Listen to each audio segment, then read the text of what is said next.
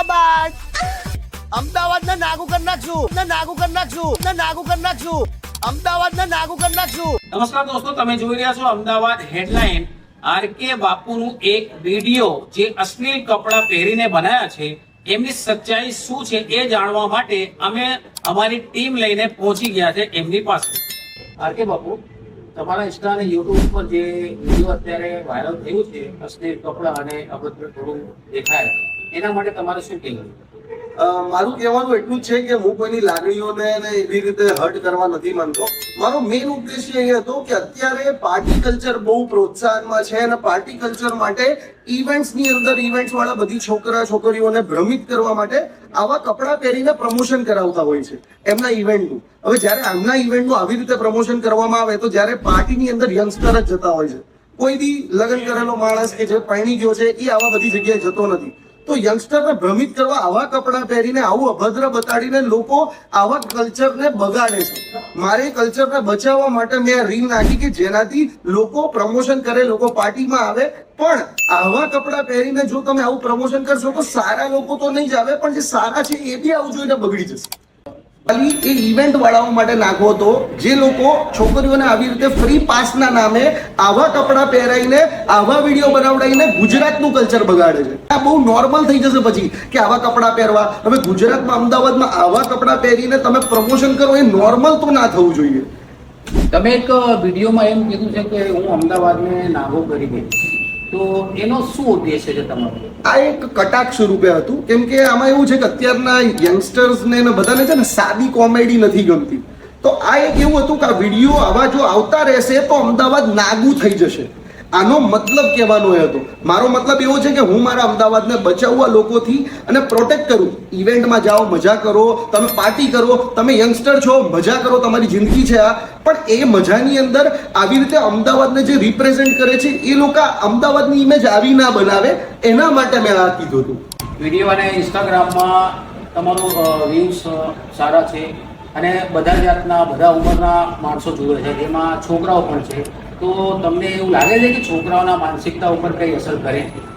અત્યારે સાચું કહું ને તો અજય દેવગન પણ વિમલની એડ કરે છે. તો હવે એ વિમલ લોકો ખાય એના લીધે અજય દેવગન હેરાન થાય એવું તો ના થવું જોઈએ. એટલે આ એક એવી વસ્તુ છે, મેં સારો ઉદ્દેશ આપવાની કોશિશ કરી છે. લોકો એને કઈ રીતે લે છે એના મગજમાં એ તો હું કઈ રીતે કહી શકું. બીજું જે છે કે તમે આ વિડીયો માધ્યમથી પબ્લિકને શું કહેવા માંગો છો?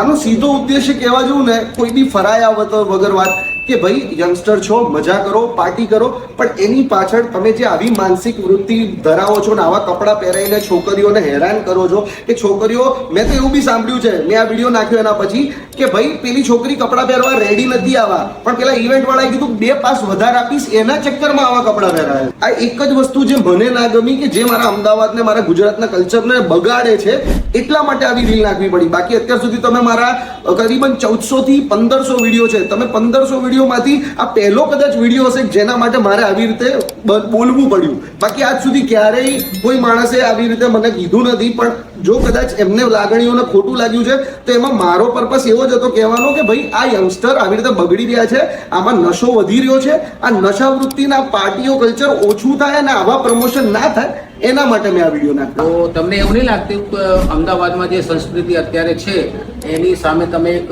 ટિપ્પણી થઈને ઉભા થઈ ગયા છો? તમે જે અમદાવાદને જોયું છે એ તમે તમારા નજરિયાથી જોયું છે ને બધાના જોવાનો નજરિયો અલગ અલગ હોય.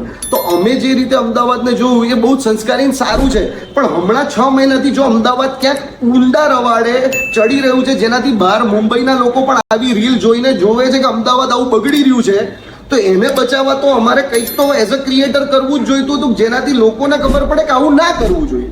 મારો મેઇન મુદ્દેશ એવો જ છે કે આવું ના કરશો, સારી રીતે પ્રમોટ કરો, લોકો તમારે ત્યાં આવવાના છે. જો તમે સારું પ્રોડક્ટ પીરસશો તો સારા લોકો તમારે ત્યાં આવવાના છે. જો તમે ખરાબ દેખાડશો તો ખરાબ લોકો જ તમારે ત્યાં આવશે. તમારા વિડીયો અને રીલ્સ શહેરવાળા છોકરાઓ તો જુએ જ છે, પણ ગામડાવાળાઓ છોકરા છોકરીઓ પણ જુએ છે, એમના માટે તમે શું કહેશો? સાચું કહું ને તો ગામડામાંથી હું પણ આવું છું. અમે કોઈ શહેરના નથી કે ભાઈ અમે ડાયરેક્ટ અહીંયા જ જન્મ્યા. પણ વાત એવું છે કે હું ગામડાને શહેરને બધાને લઈને ચાલવા વાળો માણસ છું. હું મારા મમ્મી પપ્પા જોડે જ વિડીયો બનાવું છું. તમે કદાચ મારો ફેસ બી જોયો હશે તો મમ્મી વગર બહુ ઓછો જોયો હશે. બહુ ટાઈમથી નોટિસ કર્યું 6-8 મહિનાથી આ કલ્ચર બગડી રહ્યું છે અમદાવાદમાં. ક્યાંક ને ક્યાંક લોકો આ વસ્તુને નોર્મલાઇઝ કરે છે કે આવું પહેરવું જોઈએ, આવું કરવું જોઈએ. આ તો એવું છે કે એ લોકોનું જોઈને લોકો બી એવું જીદ કરે કે મારે આને પહેર્યું તો મને પહેરવું જોઈએ. આવી રીતે લોકો બગડે નહીં એના માટે મારે એક સ્ટેપ લેવો પડ્યો કે નોર્મલાઇઝ ના કરો આ વસ્તુને. બાકી મારા કોઈ દિવસ આવા કોઈને હર્ટ કરવાના હેતુથી વિડીયો આવતા નથી. તમે કદાચ એમાં કેપ્શન વાંચ્યું હોય તો કેપ્શનમાં પણ મેં લખ્યું હતું કે 1500-2000 રૂપિયા માટે આવી રીતે તમારી ઇજ્જત ના વેડવો. સારા કામ કરીને બી પૈસા કમાઈ શકો છો, ખરાબ કામ કરીને બી પૈસા કમાઈ શકો છો. પણ સારા પૈસા હોય તો એ તમને વધારે ઇજ્જત આપશે. પણ આવું કામ કરશો તો એ તમારી ઇજ્જત બગાડશે. અને મેં ઘણી વખત જોયું બી છે કે એમના મમ્મી પપ્પા બહુ સારા એવા પૈસાવાળા ઘરથી હોય છે.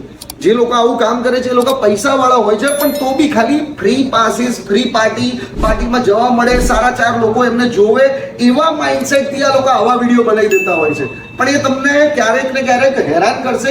એ વૃત્તિ હું સમજાવવા માંગુ છું. ન્યૂ જનરેશન માટે તમારો મેઇન સંદેશ શું છે? ન્યૂ જનરેશન માટે મારો સંદેશ એવો છે કે ભાઈ તમારે જે કરવું હોય કરો, મજા કરો, પણ પોતાના મા બાપની ઇજ્જત ના જાય. તમે યંગસ્ટર છો, મજામાં તમારી સજા ના થઈ જાય. નશા કરો, આ બધું કરીને તમે હેરાન થશો. કાલ ઉઠીને તમારા મા બાપ હેરાન થશે. તો પ્લીઝ આ બધું ના કરો. જય હિંગળાજ, જય શ્રી કૃષ્ણ. આ હતો આરકે બાપુના વિડીયોનો હેતુ. હવે તમે તમારી પ્રક્રિયા કોમેન્ટમાં જણાવો.